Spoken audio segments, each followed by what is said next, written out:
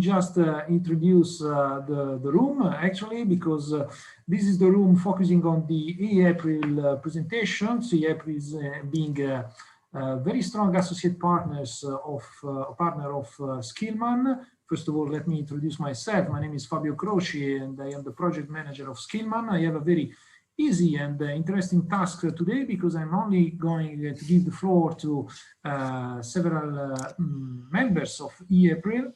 We are going to start because we are, as you have seen, in delay, so I'm not going to take any more time. We're going to start with the Dr. Engineer Fazel Ansari.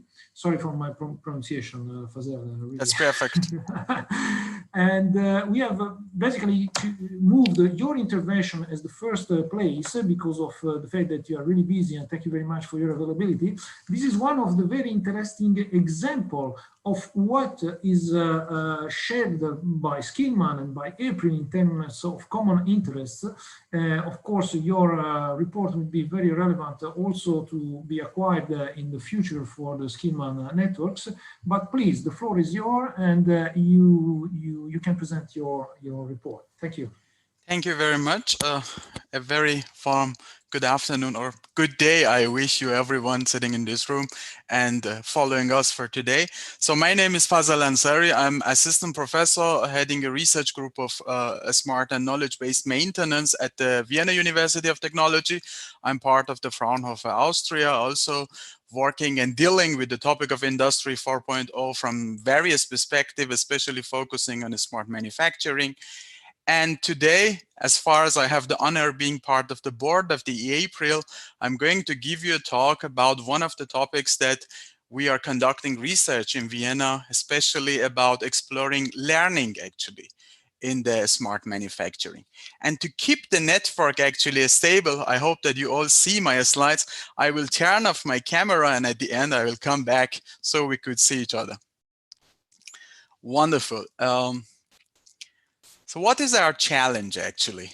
So there are a number of predictions that are addressing the new division of jobs between humans and robots, or better to say machines when we call it. When I refer to machines as engineer, so I mean in this case computer machines, or the machines that they are really intelligent and standing in the shop floor in manufacturing context. So there are a number of predictions that they are altering the new division of jobs between human and machines, but not all of them are really reliable. One of the most reliable prediction comes from the World Economic Forum, where they anticipated the shift in the division of labor between humans, machines, and algorithms, especially artificial intelligence agents, based on the task of today. And remember, task of today, because we have a pool of tasks in various sectors, in various manufacturing sectors and so on, that might be part of that might be denied in the near future due to the existence of the new technologies. And maybe we introduce new tasks, not only for technology, but also for the human. But what they say actually is that when we look at this share of the tasks, and the time is spent by the human and the machines, we see that in 2018, the majority was for the human actually. And this is supposed to be changed by having the increased share of the algorithms and the machines. And in the near future, I would say in the next 5 years, we assume that we change the division actually towards the machines. So based on the task of the today, you may imagine that the machines are taking over part of the task that the human does, but not the majority of that, especially the routine task. But on the left side, you see that there are also new opportunities for the human.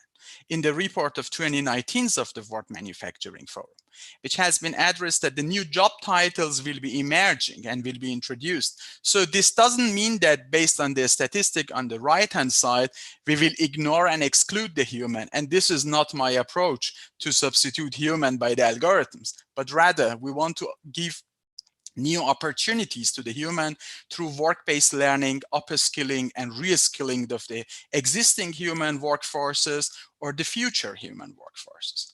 But what becomes more and more imperative is that the march of technological progress actually alters this division And there are a number of questions that they are challenging us. So what will be the future of job? What will be the future of education? And the majority of the studies are focusing on the future of jobs and ignoring somehow the future in the education, the future in the workplace learning, and the lack of digital competences or competences for the time of Industry 4.0, especially in the manufacturing context.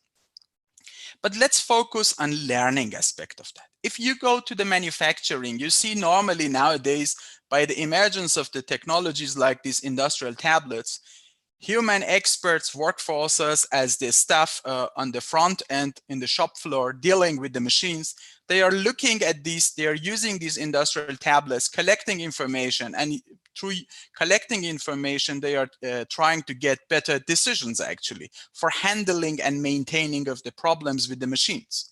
So if we ask ourselves who is the learner in this case, we may say, okay, human may learn more information through capturing this data by means of these technologies. The same applies to the typical dashboards that you see in the shop floor. But when we come into the area of Industry 4.0, actually, we are introducing two types of knowledge actors because our machines are getting more intelligent. Their autonomy and level of intelligence is increasing drastically. And on the other side, they are in the loop with the human. This means that they are exchanging some information with the human. And the human workforces that we have, they are in the different competency levels and different levels of qualifications, but they are also standing beside of the machines and they are in the loop with the machines exchanging information and knowledge. The question is that who learns from whom? Machines from human, humans from machine. And this is a very fundamental question. So before going ahead, I would like to present you the concept of reciprocal learning.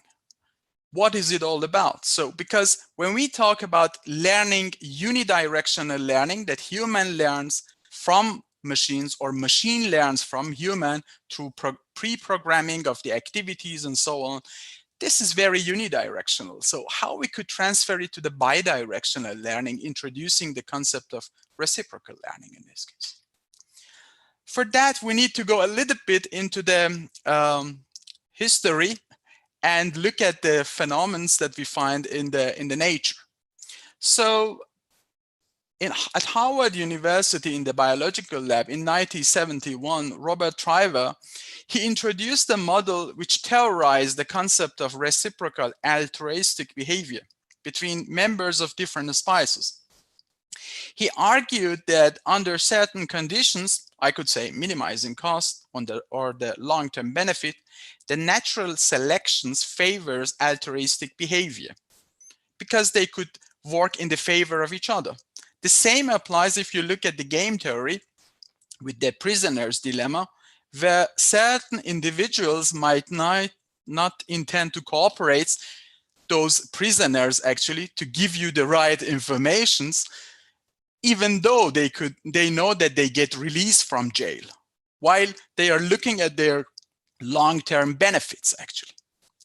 So if we are looking about altruistic behaviors, we know that in different contexts and in different cultures, altruistic behavior could be defined differently.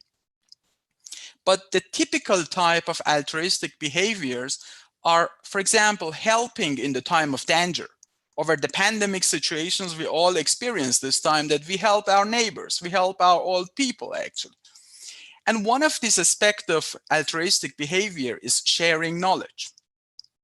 Sharing knowledge in this case could be a motif actually for defining the reciprocal learning. It can be a motif and could occur as a result of altruistic behavior, in particular when we are sharing knowledge and sharing workplaces. So if you are working with your colleague in one office as the human being, you are sharing more information, you are establishing some sort of dependencies between you yourself, and then you are getting more engaged together. So this applies also to the robots and humans when they are getting more closer.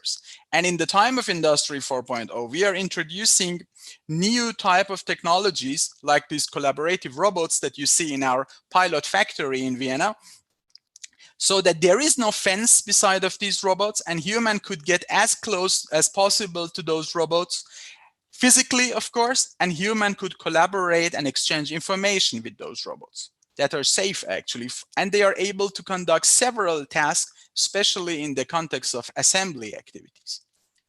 So if we want to identify the share of tasks between human and such kind of robots, for example, a kind of assembly task, the classic approach is that we are assigning the task either to human or to the robots, to the machines.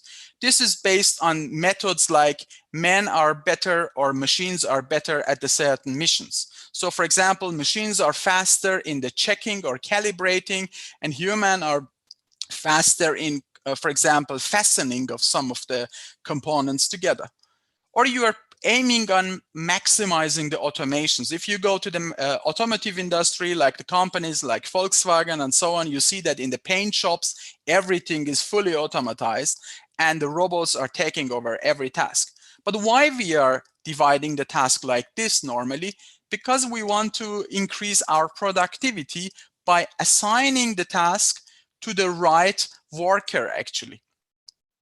And therefore, we are dividing the main jobs and the tasks to some sort of subtask, like you see in this schematic, let's say, presentation.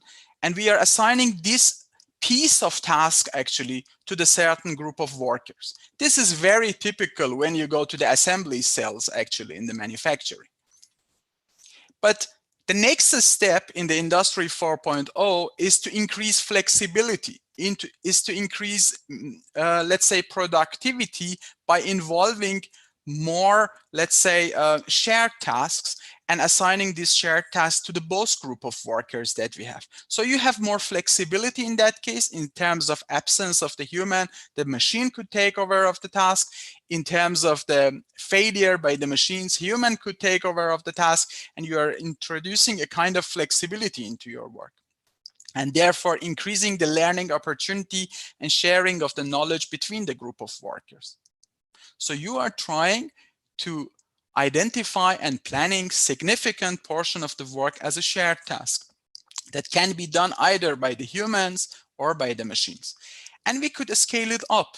That is the major, let's say, possibility that we have. So imagine in this typical assembly cells that you are standing two robots in front of two human workers. One of the robots have been pre-programmed, is able conducting all the tasks available in this cell. And in front of this one is a human worker who is not that competent. He's a beginner, actually. And the other side, you have a robot that is not programmed and is supposed to learn the activities from a senior human worker here. So what are the modes of learning that you may imagine? Normally, between the humans, novice to the expert, junior to the seniors, you may expect exchange of information. So one learns from the other. Also, the intelligent machines of today, they could teach each other as well. So machine learns from machines, and here you are applying many methods of artificial intelligence and machine learning. And going ahead with that, the machine could learn from the human who was the senior and who could teach this robot. So the robot could learn the trajectory of the activity, sequence of the activities, and how to conduct the activities, and vice versa. Human learns also from the cobot. So here you could define the role of human as a learner. You could define at the same time the role of human as a teacher. The question is that who learns to what extent from whom, actually. But it brings us to the hybridization that combines the element of human and machine in the knowledge acquisition and participation in conducting the task, and defines new kind of a boundary system which introduces these reciprocal dependencies and, in fact, reciprocal learning. So let's conclude this, actually. So as far as we talk about the today's industry, in most of the industries that I have experienced through a number of projects, you have a distinct pool of tasks either assigned to the machines or to the humans. And there are borders between the job roles of the human and machines. This leads to a kind of unidirectional learning that we have in many of the industries. So you have training programs for humans, and if you look at your machines as the workforce, you either need to pre-program them or you need to use some sort of reinforcement learning so that they could obtain new knowledge. But if we go to the future, actually, we are introducing a pool of tasks, including some sort of shared task. And this shared task and shared workplace provides opportunity to removing the borders between the human workers and machines so that they could come together and they could exchange more. And here, the dependencies will be established, and the reciprocal dependencies will lead to some sort of reciprocal learning, what we have discussed in the paper that you see with the certain definitions that we provided in that regard. And we are going further with this concept, of course, in terms of empirical research and in terms of creating proof of concept demonstrators in our pilot factory at the Vienna University of Technology. In the context of EIT manufacturing, perhaps you are aware of this larger scale project across Europe, that we are part of that. We are defining a number of use cases, focusing on the jobs and the changes of the jobs, especially in the area of maintenance and assembly, because in assembly, you may define more routine tasks, that are, let's say, more manual. So the question is that how to bring the technologies for conducting these routine tasks and sharing the task with the human. Our aim as the engineer is to lower the assembly cycles and increase the productivity, of course. And when you go to the maintenance, you see that there are a number of cognitive tasks, like the problem solving, problem detection tasks, that can be supported by the, let's say, machines, and those are somehow non-routine activities. And therefore, we are bringing machines and human together. So in these projects, we are defining the new job descriptions and roles, not only for the humans, but for the machines. And I see the machine as a workforce in this case, as a knowledge actor. And we are identifying new learning pathways between the machines and human, considering all these modes of learning that I presented to you in the former slides.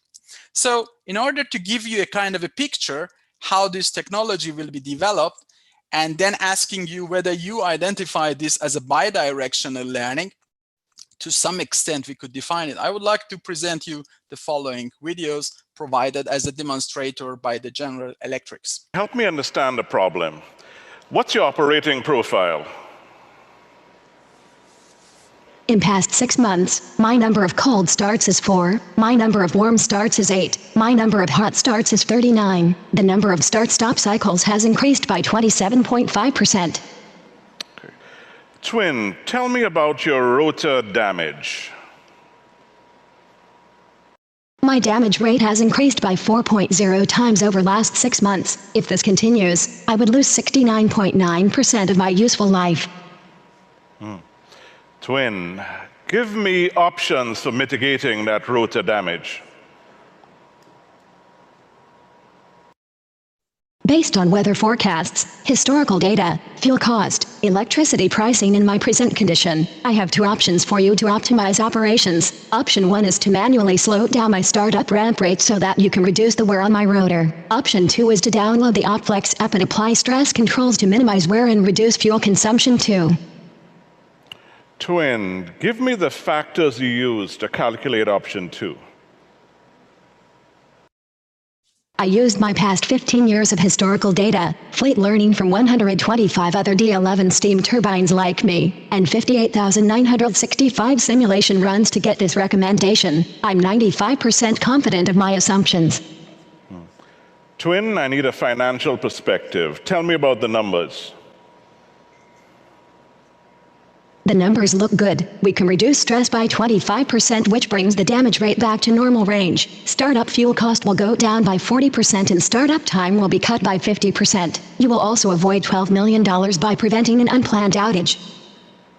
Twin, okay, I select option 2. Let's do it. So you see in this example that the human is going to make decisions about the maintenance and rescheduling of the maintenance activities, asking a kind of an AI agent, so-called digital twin, in this case, digital twin technology, And this AI agent is looking at the data sets, not only operational data, but also economic facts and financial data, and provides some sort of recommendations with certain rate of confidence on those recommendation and decision alternatives. And at the end, the human looks at this deeply, consider many situations based on his experiences, and could make a decisions. And through this exchange of information, through each instance of decision making, both sides, human and the AI agents, they are learning and they are enriching their knowledge and their experiences in this regard. So this is a showcase, of course, from the General Electrics, but this shows us actually the future. So if I would like to summarize, you see a number of keywords. I try to very quickly address some of them, but if you are interested, I would recommend you to read the article that I cited below. So the digital transformation actually triggers the job transformation. The job transformation imposes changes into our education concept and work-based learning concept, especially as you are interested more on vocational education and so on. So you are training the workers of the future actually. And then this needs to be supplied or provides actually the knowledge and competences that we need in the future, especially these digital competences. So the job transformations introduce new type of knowledge actors actually, as we have more intelligent systems, the systems that are learnable actually. And those emerges new types of learning that is so-called reciprocal learning. These knowledge actors also generate and utilize new type of knowledge through different instances of the predictions and exploration of the data and knowledge. And these knowledges actually are somehow created and enriched through these exchange between these, let's say, human workers and the machine workforces. So all in all, those processes and those changes all affect the process that we are managing the whole knowledge and the intellectual capitals that we have at the moment and we are generating in the near future. So with this, I would like to say that at our institute and of course in my group, we are conducting this research with a number of projects and investigating that not only at the higher education level, but also in cooperations with a number of vocational educational institutes and learning factories in Austria and across Europe, especially in the Southeast Europe, that we have a number of projects with our colleagues. So with this, I thank you very much to you, especially to my colleagues in April, that they gave me the chance to present this topic in this session. Thank you very much. And if there is any question, I would be much more than glad to answer. Dear Fazel, thank you so much for your presentation. I was totally fascinated by what you have presented, because here in Skillman we have conducted and we have realized a curriculum on robotic automation arms, in particular in the automotive sectors, and we have done also training courses and needs analysis in several contexts. For instance, what you were saying about the mutual learning and the collaborative robots are of a very relevant interest here in Italy. You know, in Italy we have a big market of robotic arms. And because of the fact that we have a lot of small, medium enterprises, and there is an increasing interest of such solutions, which seems to be more applicable in such small contexts because of their flexibility, because of the interaction with human. And I have been lucky to see several of those prototype in actions. And yes, it seems that it is very promising. I'm sorry for saying probably silly things respecting to what you have presented, but your report is very relevant also for all the Skillman network. So thank you very much. If any question arise, will be welcome to ask to the Professor Fazel as soon as possible, because I know that he's very busy and he will leave us in a few seconds. Unfortunately, yeah. So, but anyway, if any other question will come in later, I will forward it to you in the forthcoming days, and maybe we can interact later. Thank you very much. You have my email address, and I would be much more than glad if you write me a message, so we will exchange more. Thank you. Thanks to you. Thanks so much. And now we move on to the next speaker, always from April. again, you have understood we have a very strong partnership with eApril. This was a very good example of the sharing of information thanks to which we can cooperate together.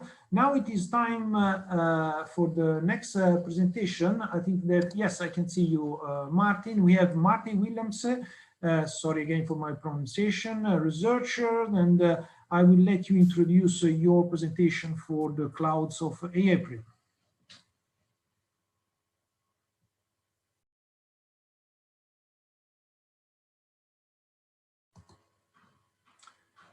Do you have your audio connected,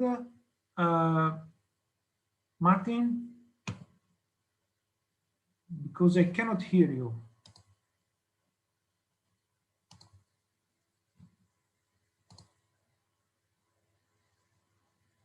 I'm trying to unmute you. I will do it as soon as possible.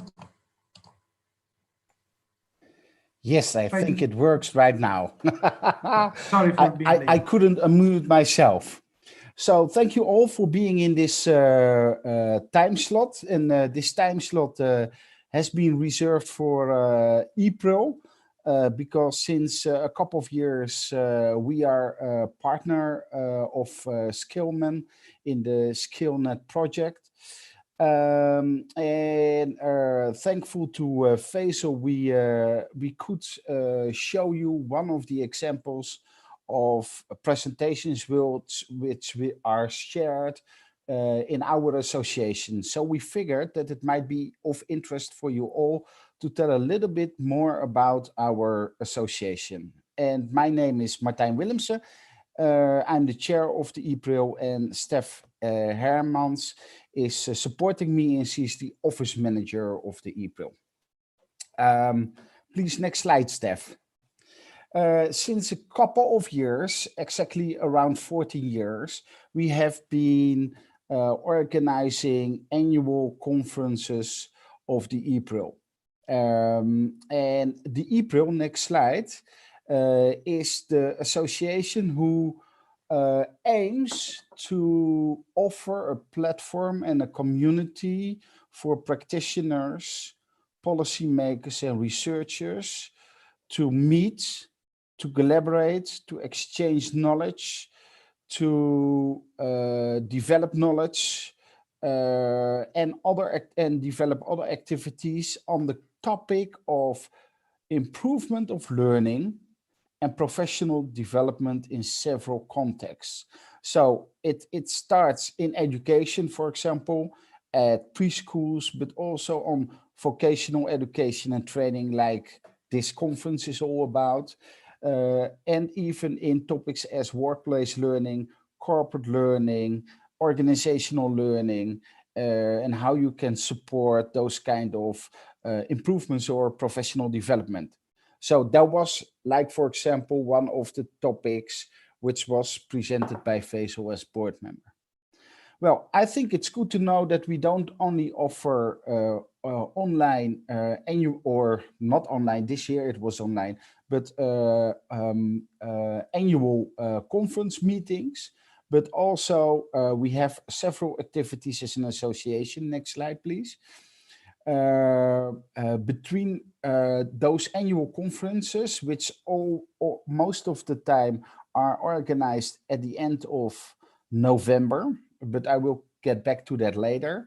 We have online events like fish bowls, webinars, and other cloud events. And including to that, we have also publications, special issues, blogs, polls, which might be of interest for you all. But most of those activities are organized by our clouds. And as clouds, like in the sky, are different of shapes, sometimes big, sometimes small, changing a lot, we called our groups people who are working on similar topics, also clouds. And in those groups, people can meet each other, can collaborate. Like, for example, our conferences not only consist of the traditional keynotes and present and discuss sessions, but also sessions about meetups to find people to start a collaboration, or people who want to share a very good practice. Now, in those clouds, I can imagine that there also are topics which you are interested in. I already called and mentioned the workplace learning, but also the cloud from Faisal about IT and media and learning, and for example, the learning in organization, or the first cloud about teacher education, also focus on not only on teacher training in primary, secondary education, but also about teacher education of teachers for vocational education, which I recalled was one of also the topics on in the general part this morning, how to train tutors and trainers of vocational education teachers. So those are topics which might be of interest for you all, and you can find them on the ePro website to get to know more about those clouds. And you can become just a participant in the clouds if you haven't been to a conference at all. That's not a problem. Next slide, please. So if you are interested in what kind of topics are might overlap with the topics which you are of interested, we just choose 3 other topics adding to Faisal's presentations, like for example using MOOCs in vocational training, or skill competitions as a tool to develop VET teachers and trainers competencies, or motivated learning with 21st century skills. Those topics are presented or are published. The last one was a publication in our special issue. Oh no, there was a workshop, but the first one was a publication in our special issue, and our publications you also can find at the website. Next slide, please, Steph. So I think you are enjoying this conference today, and you have been enjoying it yesterday, but we also like to invite you to, if you are interested, to join our conference.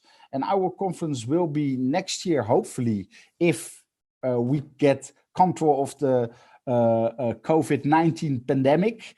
It will be organized in Austria, because our conferences are every year somewhere else organized over the countries in Europe. And this year it will be at Kufstein University.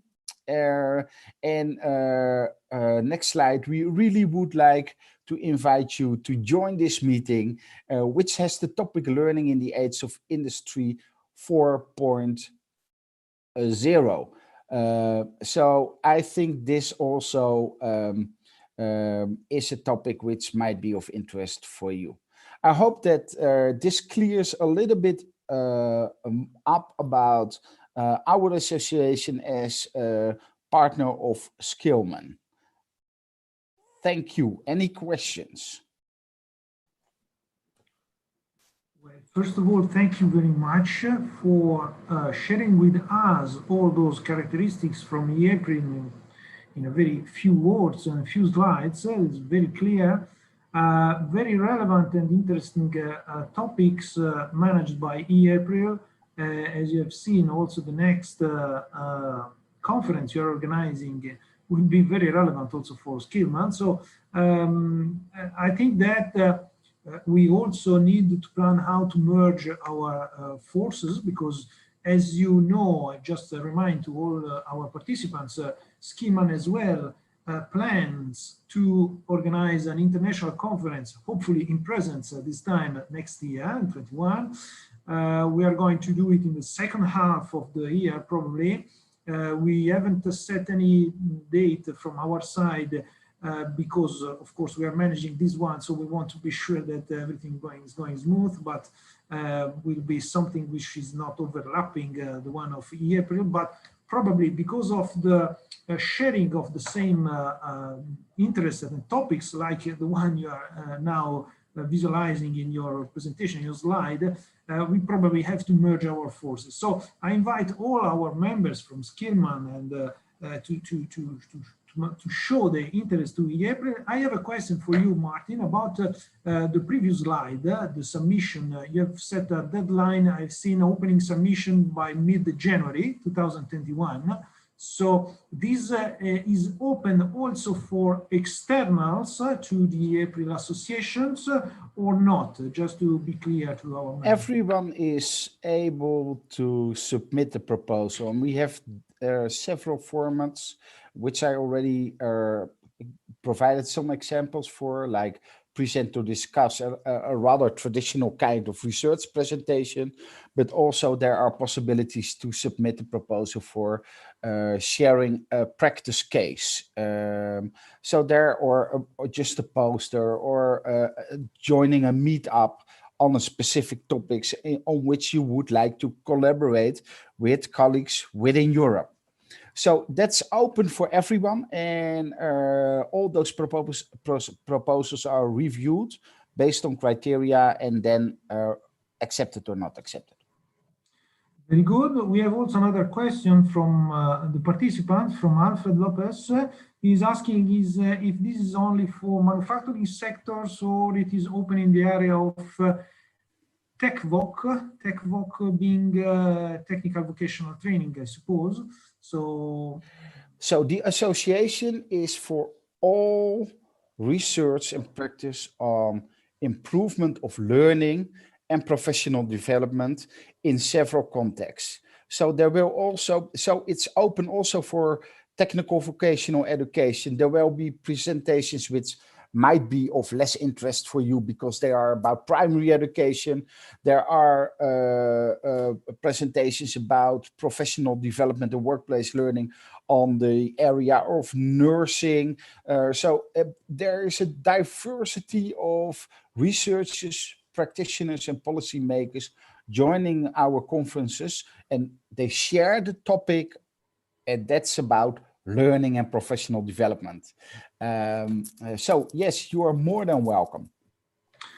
Thank you very much. Going back to the proposal of cooperation among our networks, I see a big opportunity from our side, from Skillman side, to start in the next year a specific analysis of the kind of vocational training path provided by our associates in the skill needs analysis in country location. Maybe we will try to develop some joint document which we can share with you, because we have the time, but it is time to start as soon as possible to collect those kind of internal interests. So I invite all the participants also to show their interest and their engagement in these particular sectors. Of course, workplace learning, as both of you have said, is really relevant.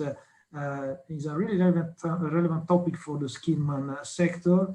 Of course, generally speaking, the vocational training activities are our main topics. I know that several of our members already deliver specific training path for automation and for artificial intelligence and for automatic processes. So we can surely share something together, I believe. And as well, of course, EAPRIL will be one of the main invited organization for our next year conference, as well as this time I suppose that we will be able to offer to you a pavilion or whatever we will be able to organize in a physical manner in order to present in details to our associates all your activities. Thank you very much again. Thank you so much. I'm interacting with the other rooms, as you can imagine. The other rooms are a little bit in delay, so there is a limit set by Giovanni Crisona at midday midday. So it means that we have a room now for a couple of minutes of other questions, if anything appears from our members, or we will use this time to have a short break. But anyway, let's wait just a second if anybody has to ask something to our friends from EAPRIL. I don't know, sorry, Steph had to intervene to say something because you are muted by myself. If you want to add something, no? Okay. Very good. Anybody else? Let me take a look to anybody interacting. Okay, no other questions. So I suggest to have an internal break now. So I'm going to leave open this room because the other ones will join us. This is still the plenary room, the plenary session. And we are going to join all together here at midnight.